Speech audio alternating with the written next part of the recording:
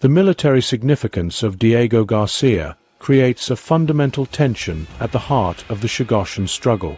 After 5 decades of exile, the community faces a complex question. Does the 2024 agreement between the UK and Mauritius finally open a path home, or does it simply formalize their continued displacement under new legal terms? The agreement transfers sovereignty of the Chagos Archipelago to Mauritius, while maintaining the American military presence through a 99-year lease arrangement. Despite this diplomatic breakthrough, the agreement contains a critical limitation. It specifically excludes Diego Garcia from any resettlement plans. This exclusion creates a painful irony for the Chagossians.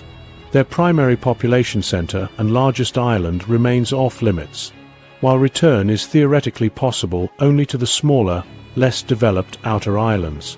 The agreement mentions a resettlement and visitation program for Chagossians, but provides few specific details about implementation, funding, or timeline. This vagueness raises questions about whether meaningful return will ever become reality. The practical challenges of return to the outer islands are formidable. British Indian Ocean Territory Administration feasibility studies have identified infrastructure needs costing millions of pounds. Decades of abandonment have left most structures in ruins. Former plantation buildings, homes, churches, and community centers have crumbled under tropical conditions without maintenance.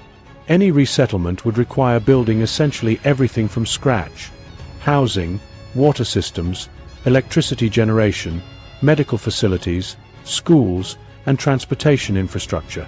The financial commitment necessary for such development remains unclear in the agreement.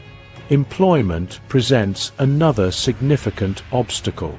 The coconut plantations that once provided livelihoods no longer exist. Fishing opportunities remain, but would require modern equipment and connections to markets.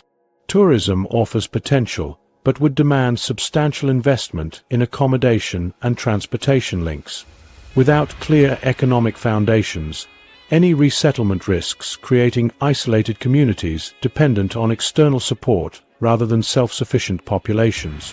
The advancing age of the original displaced population adds urgency to resolving these questions.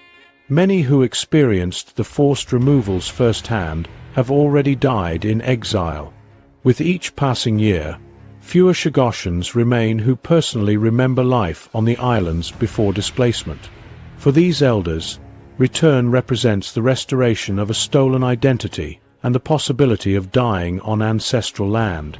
Their testimonies carry powerful emotional weight in community discussions about the future. The approximately 10,000 Chagossians now scattered across Mauritius, Seychelles, and the United Kingdom include many born in exile who have never set foot on the islands. Their connection to Chagos exists through family stories rather than direct experience. For this younger generation, priorities often center on improved living standards, education opportunities, and career prospects.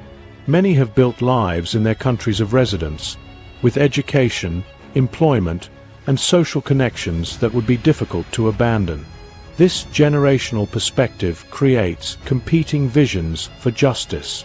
In 2002, the British government granted citizenship to Chagossians born between 1969 and 1983, allowing hundreds to relocate to the UK. However, this migration has created new challenges, with many reporting experiences of racism and difficulties affording visa fees to bring family members.